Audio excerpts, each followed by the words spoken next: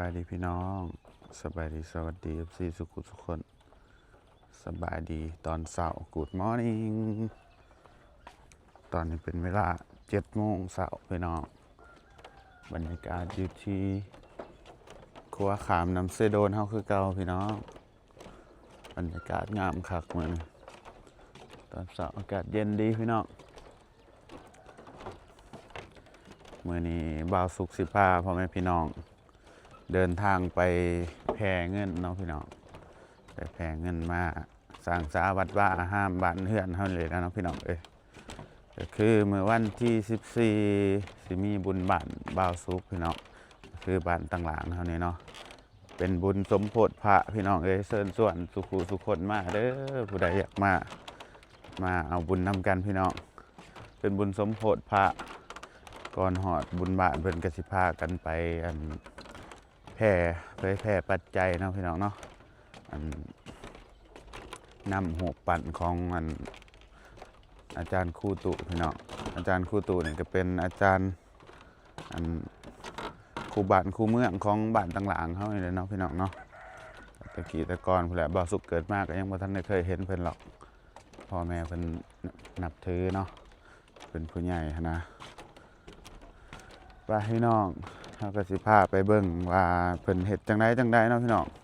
บ่าวสุขเคยไปเทื่อนึงตั้งแต่พุ่นแหละแต่ยังน้อยๆพุ่นเนาะบ่ฮู้ความซ้ำบ่ฮู้แบบว่าเพิ่นเฮ็ดแนวใดฮู้แต่ว่าเพิ่นขี่รถไปแล้วก็นำรูปปั้นหรือว่าพระเนาะแล้วก็สิมีผู้ใหญ่มีพระอาจารย์มีครูบาจังซี่นะไปนำแล้วก็สิมีชาวบ้านแต่ละบ้านมาโมตามทางเนาะพี่น้องเพิ่นก็สินำเงินหรือว่าดอกหมอกดอกไม้ธูปเทียนมาโมหั่นนะเพิ่นว่าแผ่ปัจจัยหรือโมทนาบุญนี่แหละเนาะก็สิไปเบิ่งพี่น้องไปนี่บ่าวสุขก็สิเป็นแห้งอีกข้างหนึ่งทางยูทูบเบอร์เนาะผู้ใดที่อยู่ไกลอยากโม่บุญก็ได้เด้อพี่น้องเด้อบ่าวสุขสิเป็นสะพานบุญให้ผ่านคลิปนี้ FC ทางเมกาอยู่ต่างประเทศเนาะประเทศไรก็ตามพี่น้องสามารถร่วมบุญนำกันได้ไปปีนี้มีคนมาพาสางเนาะพี่น้องสีอันนี้นะวันนาคามเพิ่นเฮ็ดทางถนนพี่น้องเพิ่นของบกับบ่าวสุขนำเนาะเพิ่นว่าอยากได้ปูนจักต้นหนึ่งก็ประมาณ1,500,000 กีบนี่แหละเดี๋ยวจังสิว่ากันอีกที่หนึ่งพี่น้องสิสั่งเพิ่นให้เพิ่นอยู่บ่าวสุขกะเงินคำบ่ค่อยมีนะเพิ่นมีหลายก็สิให้เพิ่น12 ต้นอยู่หรอกพี่น้องเงินบ่มีต้นหนึ่งกะโอเคพอมีอยู่เนาะออกสมทบทุนซอยเพิ่นบางคนเพิ่นก็ว่าบ่แม่นหน้าที่ของเฮานะเฮาเอาเงินตัวเองมาออกจังซี่คันเฮาบ่เฮ็ดเฮากับมันก็เที่ยวยะเฮาเองนะพี่น้องนั่นน่ะเฮ็ดมันก็สบายตัวเองเนาะ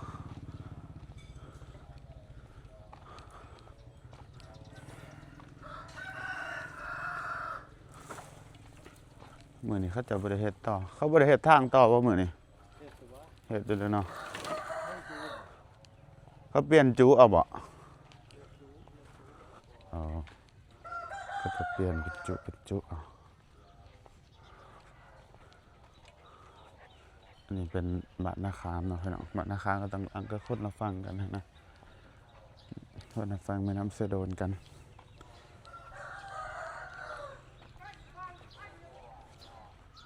เดี๋ยวเขาจะเฮ็ดคอนกรีตอยู่ตรงนี้พี่น้องเริ่มจากตรงนี้มาเลย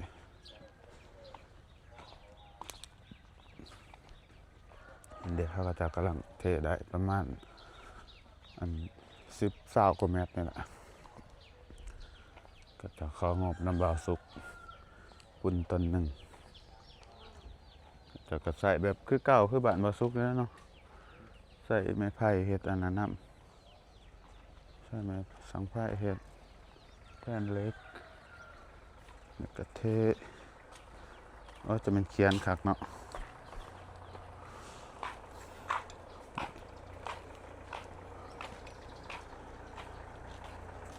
สิมาสู่อยู่พี่น้อง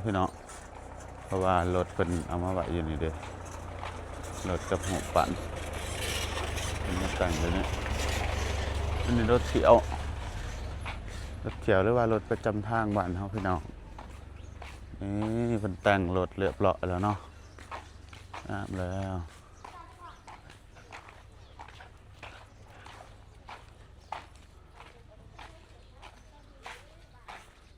ตื้อโอ้คือรถสไปแห่เคยเนาะกากเลยเขาเป็นแต่งแล้วล่ะสีชมพูผุนไรเลยพี่น้องเดี๋ยวคนที่นำหัวปั่นพระอาจารย์ครูตุเนาะขากเว้ยเฮานั่งอยู่นอกแล้วเฮามันจะสิได้ถ่ายคลิปไปคือกันนี่แหละ เดี๋ยวพระอาจารย์เพิ่นสิพาไป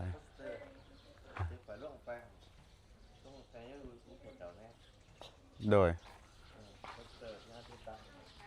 เด้ออยู่เนาะบันไดก็ไปบาคนมะโมเขาจะก็จะเสียแล้วเนาะมะโมทางนี้เนาะมะโมทางขางอันนี้ครับ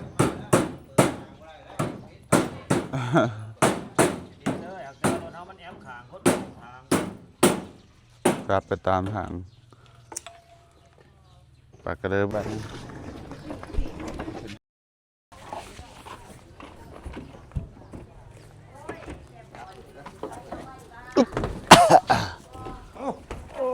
มันนับอีเนาะ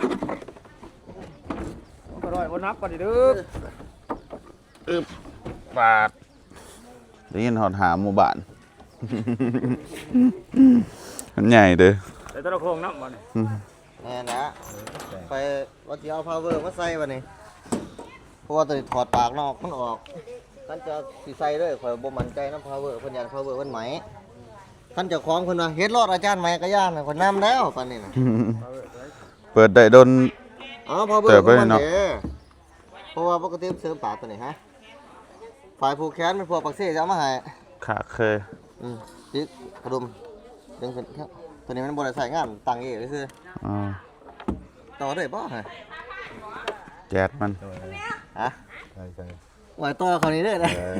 ยานพาวเวอร์เพิ่นไหมนี่เขาว่าประกัน ทำได้จังวะ ไหวกันมีก็ใส่แล้วเว้ย เตรียมมันนี่ก็น้องพี่น้องเตรียมอุปกรณ์อันนี้เครื่องเสียงเฮาไว้แบบว่า มันบ่ได้ออก ปาประกาศได้คนจังสิหูเฮาขับผ่าน คันบ่ได้ออกแบบ เขาหูเขาเจ้าก็มา โมมานี่เนาะ เออถ้ามันตรวจนะเป็นเรื่อง คนไปร้ายอยู่เด้อมื้อนี้ มันเขาคอยนี่แหละเขาคอยเนี่ยว่าก่อนน้ำแล้ว ปวดแต่ผู้เฒ่าๆได้เด้อ อ๋อแจ้งขอโทษ ยานน้อยยานสุกพุ่นเด้อ เสื่อมไหมข่อยมันโทรศัพท์มันใส่อัน โอ้ยมาถามข่อยก็สั่นถามพวกเขาบ่เจ้าหั่นแหละมาให้ข่อยนับน้ำทุกวันทุกได้ด้วยกันนะเว้ย มา เจ้าเองนับกับ ตอนนี้ เจ็ดมาหอดว่าหกจะสิไปว่า คน ได้ เดิมมารวมกันนะเนาะพี่น้องก็สิมีผู้เฒ่าผู้ใหญ่ไปนำแล้วก็พระอาจารย์นำแหละเนาะ เขามาไข่พักแน่แต่ว่า ไม่มัดเดียวเป็น16อัน มีรถ2คัน3คัน2คันเลยพี่น้องอันนี้เป็นรถแห่แล้วมีรถอีกคันหนึง กระปุกใส่หน่อยดีซ่าเอาลง เตรียมเลยคนพี่น้องจุดติดเทียน เอาไว้เตะไว้จ่าดูอยู่ เวลาคนมาโมเขาจะก็มาโมอยู่เนาะพี่น้องมาโมมากันนี่ มันจะมีคู่มัด แต่ มันก็นักมันก็นักมันก็บ่งงมันก็แม่น ใช่ทุ่งยาง ที่บ่เห็นแต่เมื่อคืน มาใส่ มันก็แม่นมันก็นักก็มีคู่หน้ามันก็นักแต่บ่ฮักก็ เอาขี้หินใส่ก็ได้นะ เอาใช้นั่นแหละเขาเอานี่คือทำบ่เป็นทุก เออ มันก็มีคู่หน้า มันขีดนะคือ เอาก้อนหินใส่ก็ได้มันจังสินา เอาไว้ก้นมันนอนดู มันจังสิบ่ลบง่าย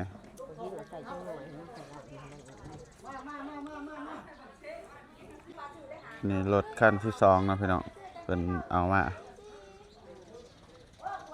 เราจะเอารถไป2อะไรก็3ประมาณ3คันเนาะมีคันหนึ่งเพราะว่าคนเท่าหลายคันนี้ก็จะเป็นคันที่แบบว่าคนอย่างเดียวเนาะคันนี้จะคนหัวปั่นไปน้ำแล้วคนไปน้ำแต่คันหนึ่งเนาะพี่น้องนี่ประมาณนี้หัวปั่นเนี่ยก็เป็นหัวปั่นหินเลยพี่น้องหัวปั่นหินแกะสลักเนาะ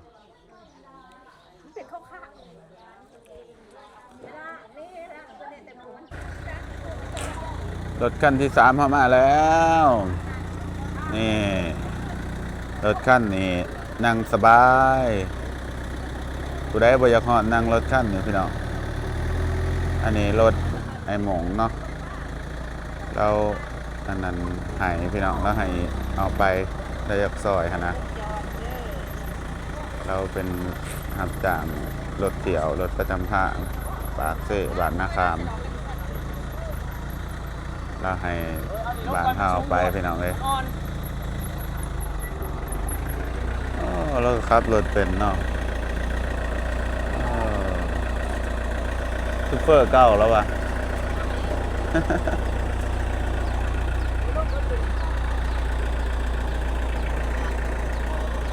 ครับวันนี้เอาของมานะของเอาไว้แถวนี้แหละเอาไว้ตีส่วนบาซุกสินั่งรถขั้นนี่และตากแดดวัดมือแล้วบาซุกเนี่ยนี่แหละมันจังสิได้ถ่ายคลิปเลยมันจะกับถ่ายคลิปบ่เห็นถ่ายคลิปแล้วนี่ขั้นนี้ก็จำสินั่งผู้นี้จะคล้องรถเพิ่นเนาะเพิ่นก็ไปนั่งซูเปอร์รถเฮาอันนี้รถไอแวงพี่น้องอันนั้นรถไอมันตัวนี้เจ้ารถไปเลยโอ้ไปทั้งดุทั้งผัวทั้งเมียเนาะผู้นี้เนาะไป3คนเนาะเป็นไปนำกันพี่น้องเอ้ยพากันไปพาม่วนแล้วแต่แค่คุณ3คันอย่างดีพี่น้อง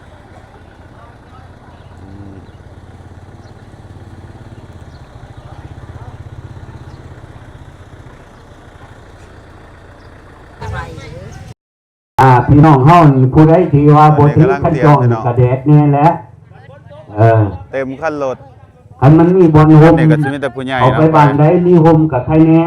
เนาะถ้าว่าบ่มีโฮมเลยก็สิมีความที่ว่ายุ่งยากแน่เล็กๆน้อยๆก็มีความทุกข์ทนเนาะพี่น้องเนาะในใดก็สู้ทนนำกันเด้อพี่น้องบ้านเฮาเบิดทุกคนที่ว่าไปร่วมชีวิตกันก็ให้มีความอดทนถึงถ้าว่าสิแดดสิง่ายสิยิบสิเหนื่อยก็มีความสู้ทนนำกันเบิดทุกคนบ่ว่าน้อยว่าใหญ่ว่าลูกว่าหลานของพวกเฮาไปก็มีการที่ว่าปกป้องตอนนี้ก็กำลังเตรียมเนาะพี่น้องเตรียมนั่นเตรียมนี่คนหลายคนไปหลายก็ได้มีบรรยากาศในหลายปีเนาะพี่น้องคนเลยอยากไปหลายแล้วบุญนำกันเนาะพี่น้องเด้อบัดนี้โอ้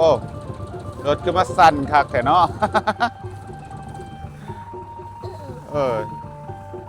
บ่สั่นเพิ่นเลยสตาร์ทบ่ติดรถเฮา3คันพี่น้องคันนี่นะคันน่ะก็เต็มคันนี้ก็เต็ม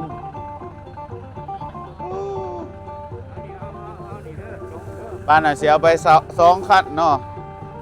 ตะมิดว่าสิเอา2คันเอาใส่คันนี้นี่บ่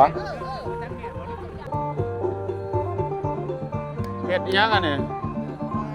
โอ้เฮ็ดฝนหาแก้วเนาะพี่น้องแม่เพิ่นม่วนนี่กำลังสิเดียวเนาะมาเด้อมาบุญน้ำกันเด้อพี่น้องเด้อพี่น้องเอ้ยเอาบุญน้ำกัน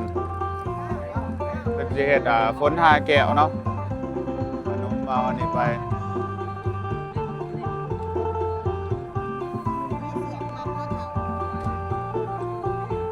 คันน่ะก็เต็มคันนี้ก็เต็ม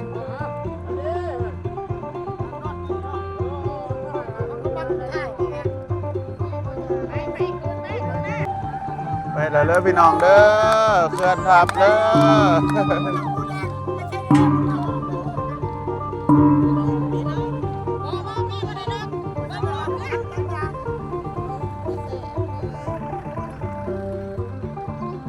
พี่น้องปลายทางครับบุรีบ้านซ่อนผากเนาะไปหาอัน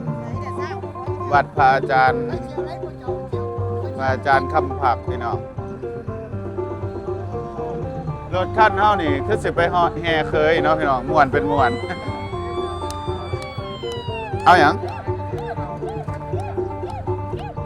มันสิบ่ล่มบ่โอ้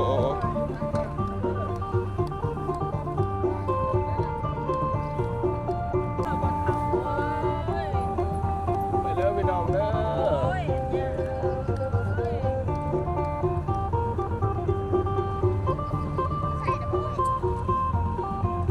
แห่ไปตามทงไห้ทงหน้าพี่น้อง โอ้ยม่วนเด้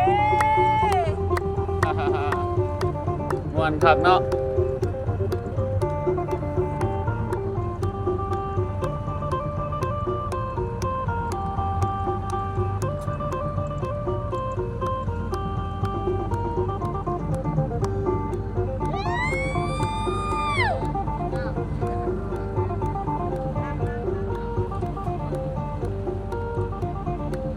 ม่วนเด้ยูทูบเบอร์เอ้ย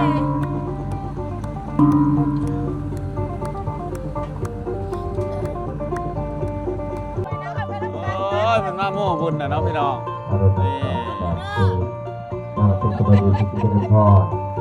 ทางในออกทุกการทุกคนนาม เพราะท่านในวิทย์ว่านซ้ำเป็นมาโม่บุญน้ำเลย ในการออกถวายวัตถุปัจจัยที่ท่าน อันนี้ก็แค่บาทประสานด้วยกัน ต่อไปจะเป็นพระพ่อเด้อเป็นจิตเป็นชายโยโกภาวะอภิวา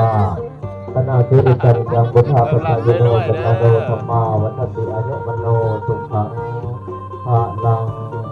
สิทธิพระพรนวรปัจเจเจ้าบังเกิดในดวงโลกกาปาตนาจิตใจตาอะไรที่มันจะตั้งใจต้องอะไรเป็นเจ้าของในการเป็นแก่เด้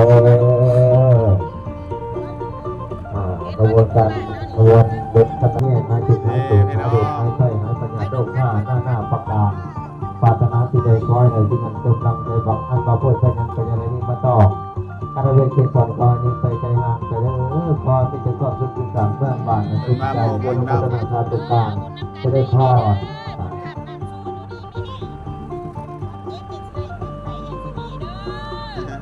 เป็นกระสิแวะโม่บุญจะสิแหละพี่น้อง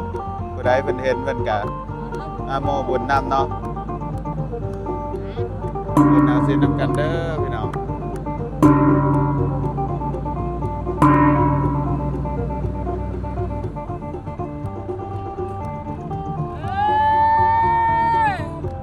ไปต่อพี่น้องไปต่อ ม่วนเด้ อนุโมทนาสาธุการน้ำพอตลอดทุกการทุกคนทุกชนาเพื่อนออกดอกและบรรทุกปัจจัยสัญญาในการมีเงิน2 บาทเป็นผู้ถูกอัพพิโรเพื่อเป็นการบูชาคุณของพระอาจารย์ในที่นี่ขอบคุณพระนาแก่บาทรักษา ท่านในวิทย์ทางออกบ้านซัมเดอร์นี่ม่วนแล้วพี่น้องเลย ขอบคุณทุกเย็นแก่พ่อแม่พี่น้อง ได้เห็นอยู่ไสกะอย่าลืมมาโม่บุญเด้อคนละ5 บาท 10 บาท พ่อเจ้าแม่ทั้งพ่อออกทุกการทุกคนท่านเพื่อน้อมไปบูชาคุณแก่พระอาจารย์ผู้ถูกพระพิโรธของเขาพระธรรมของเราทั้งเป็นแก่งานจงได้เป็นความคิดความเจริญการกุมเรื่องในวงวันพุทธศาสนาที่หลวงพี่ได้ในการวางสุภาพในพุทธะแข็งเป็นข้าวแรงหนึ่งมันมันจะก็จะมันมุ่งก่อนนิดเดียว ใช่นี่บ่ ก็จะแข็งเป็นการนิดับอาจจะก็จะหัดว่านั้นเขาปัจจุบันกินยามุกจกจะลงท่านเจ้าได้สองโมเดลโมฮะโมป่ามุนป่าอนุโมทนาสาธุการ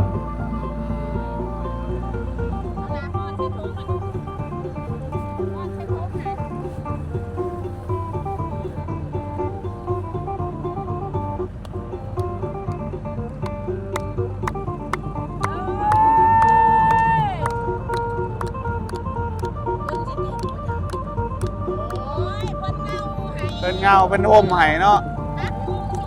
เป็นห่มไห้แล้วนี่ก็แดดเลยพี่น้องเลย โอ้ยพ่อเอ้ย ก็เถาแล้วห่มไห้ ลูกบ้านน้องพ่อมานุ่นนะติอย่างเป็นผู้นุ่น นุ่นหำ ดีเด้อ ไป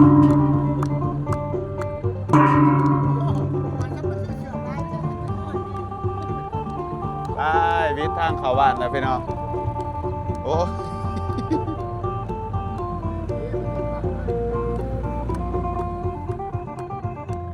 เดินทางต่อนะทุกคน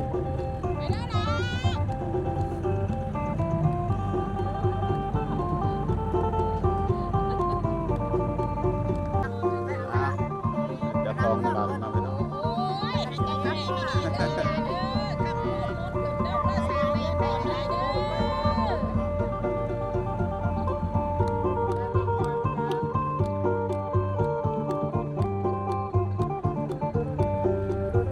สาวนั่งกันไปเนี่ย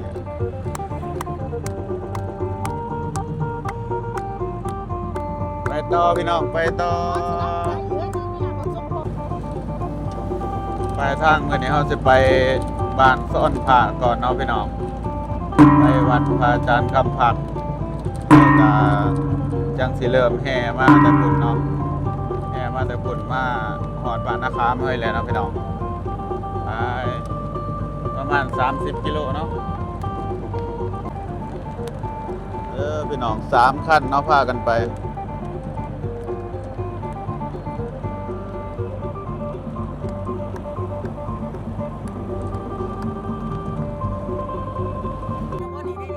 แวะเติมน้ำมันก่อนพี่น้อง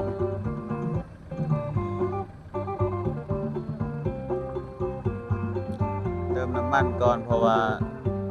เอาจะได้ไปแห่มาบาทเดียวเลยนี่รถเอา3 คันพี่น้อง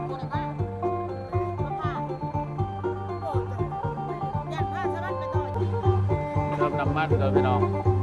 500,000บ่เป็นเติมเลยน้ำมันอยู่แล้วก็ลิตรหนึ่ง21,000 กีบเนาะ2สัก21,990 กีบเป็นเงินบาทจะ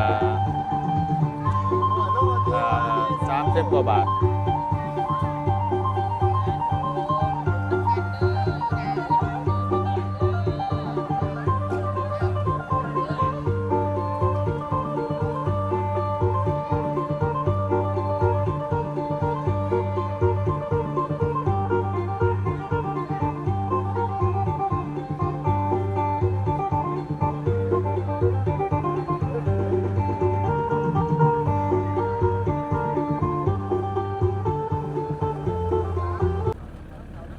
ตอนนี้หอดวัดบ้านต้อนพระกันเนาะพี่น้อง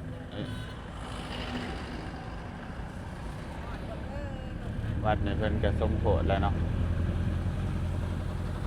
ข้างขอบ้านแบบวัดเพิ่นจะได้น้อยหนึงเนาะ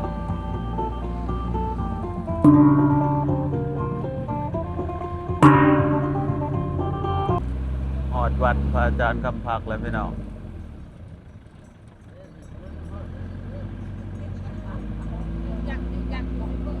พระอาจารย์คำผักคนก็เป็นเขาเอิ้นว่าอีหยังบาสุกกับบ่ฮู้เอิ้นเนาะแบบพระอาจารย์แบบว่าใหญ่กว่าหมู่ในเมืองสนาสมบูรณ์จังซี่นะพี่น้องพศเมืองบ่หรืออีหยังนี่แหละผู้ใดฮู้เรื่องเดี๋ยวคอมเมนต์นะเด้อพี่น้องคอมเมนต์บอกกันนะ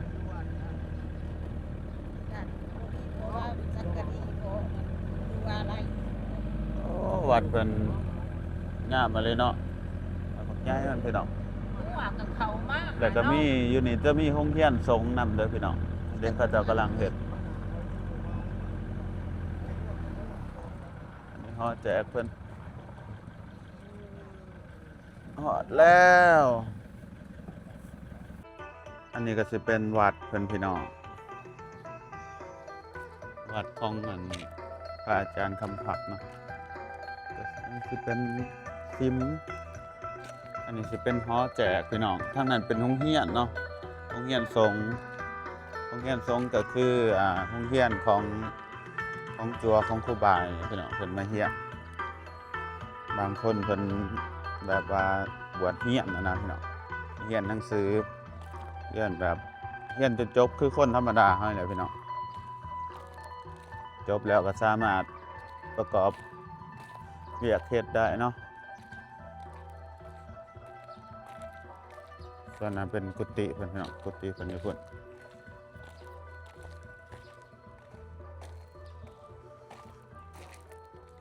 28มังกร29มังกรโอ้เพิ่นสมโพธิแล้วพี่น้องเด้อันนี้เพิ่นสมโพธิแล้วบางวันที่29มังกรเดือนก่อนนี่เนาะเดือนก่อนๆเนี่ยงามอยู่ไสเข้าไปเบิ่งหอแจกเลยไปเบิ่งซิมเพิ่นก่อนเพิ่นสมโพธิแล้วบางหนึงบ่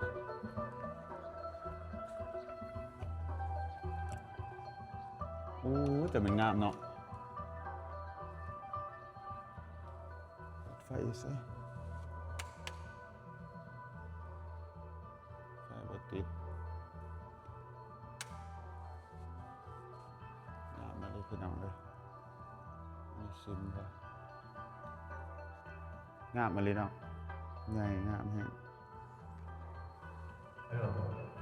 ปัจจุบันนี้ก็มาฮอดจุดที่ไม้แล้วก็แม่นว่ามาฮอดวัดของพระอาจารย์ใหญ่น้อยจังหวัดจะว่าโอ้ ดอกพักกระโดน เริ่มต้นเนาะ ก้อยไข่มดแดงด้วยเนาะ แต่ว่าเอากำหนดเวลาของเพิ่นจะว่างเนาะจะออก มีทั้งหยอดมีทั้งดอกงามเป็นงามไหมเนาะดอกพักกระโดนกินกับก้อยไข่มดแดงแซ่บๆเลยนี่ผู้และเบิดผู้หอดพูนผู้เป็นวัดป่าตอนเขาเฮียนตะกี้ข่อยมาปัดอันนี้ตะกี้พี่น้องมาทางป่า โอ้ห้องน้ำเพิ่นอยู่พุ่นเนาะเป็นคล้ายๆแบบวัดป่าดินนี่เพิ่นมาถมมาแล้วแถวนี้นี่มันจังสูงนี่เพราะว่าตอนบ่สุขเขาโรงเรียนมัธยมน่ะมาเรียนอยู่มศสนะสมบูรณ์เนาะพี่น้องแต่ทางโรงเรียนบางมื้อที่ว่างนะเพิ่นสิมีกิจกรรมมาทำความสะอาดเดินวัดแม่นเดินวัดดอกทำความสะอาดตัวนี้เนาะแต่ว่ามาตัดภูมิใหม่จังซี่นะ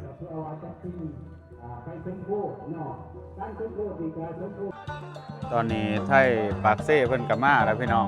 มาสมทบกันเนาะหลายคนลูกหลานบ้านต่างๆนี่แหละมาเหมือนกันต่างหลังนะครับเฮาเพิ่นสิมายังอีกขั้นหนึงเนาะจังไปพร้อมกันพี่น้องโอ้ยคนหลายครับพี่น้องเอ้ยตำอิดคิดว่าคนสิบ่ค่อยหลายปานใดอันนี้ผู้ใหญ่ทางปากเซ่เพิ่นมาเนาะอ้วนแต่ผู้ใหญ่รุ่นสูงๆในรถเพิ่นก็เอาพระมานำมาพี่น้องสององค์โอ้แต่มันงามเพิ่นจะเอาไปสมโพธิเลยที่นี่งามเนาะ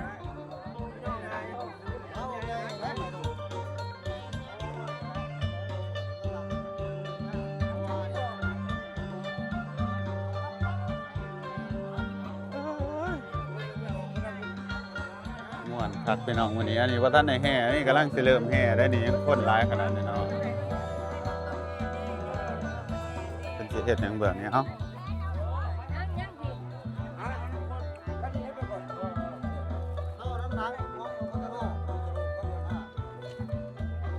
จะว่าจัดแม่พวกไม่เท่าบ่ เวลาดีกว่ากำลังมาเคลื่อนง่ายพระพุทธรูปได้เลื่อนรถอยู่ว่าบนจุกหลวงแดงเนาะอยู่ว่ายังบ่ทันได้เคลื่อนง่ายเนาะยังอัดเรื่องหรือว่าให้รู้มีคนที่ว่าเรียบร้อยเคลื่อนน้ำจะมีการเดินทางเนาะจะเป็นจังหวะขอประชาชนให้พี่น้องเฮาที่สังเกตให้ นักเติบแล้วนี่ รับเรื่องเนาะหรือว่าวัดหลัง โอ้นักแห้งกะลิ 70 โลครับเว้ย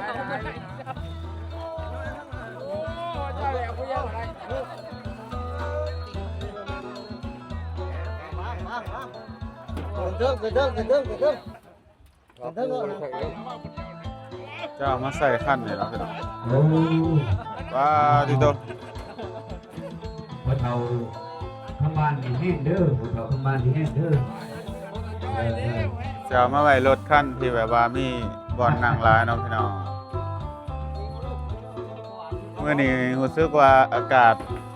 เป็นใจแหน่จักหน่อยเนาะบ่แดดแต่เช้าบันได สำหรับพ่อแม่พี่น้องที่ว่าได้ถึงทาง13เนาะถ้าว่าผู้ใดมีความสนใจอยากพอจากลูกก็ห่างหาการเกียมดื้อให้จับเกียมเอาผ้าเพว่าผ้าแต่ว่าพร้อมกับทันดอกไม้ซะแล้วจึงคอยมาฮอดแล้วให้ยุกใส่หัวย่อใส่เก่าคุณพระเจ้าสิรักษาให้ว่าสาธุเด้อให้บุญสงขาน้ำพาอยู่ทรงให้มันอยู่ถึงหน้าป่าสู่สวรรค์ขอผมมุขใจน้ำปกบรรดาทานแล้วก็พ่อแม่เฒ่าแก่ขอบคุณญาติโยมเบิดทุกคนที่ว่ามี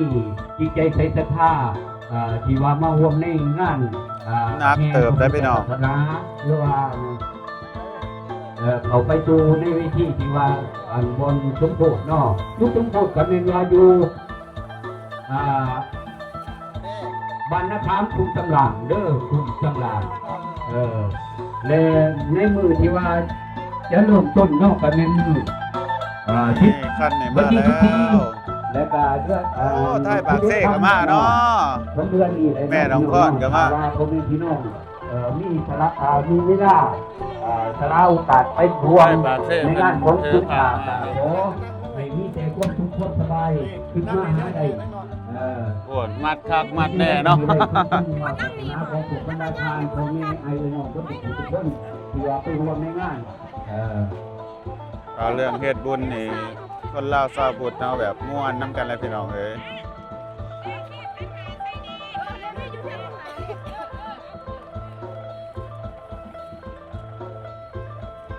ผู้ใดอยากถวายพระถวายหยังก็ได้เด้อพี่น้องแบบว่าอ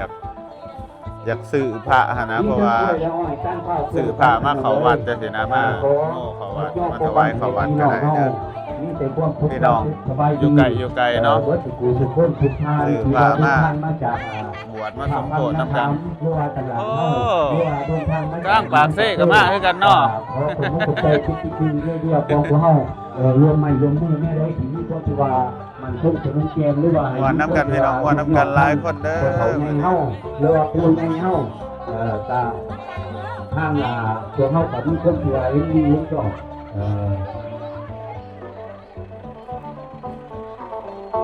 รถเฮาพอดีประมาณ6คัน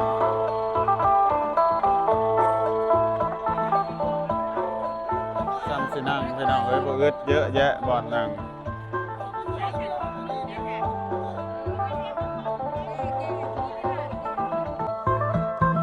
มาแป๊บเดียวเพิ่นมาโม่หาแล้ว ข พี่ บ Ờ, วนรถพ่อนี่ก็มีเจ็ดท่านเนาะที่เดินทางรวมกันในมื้อนี้เนาะ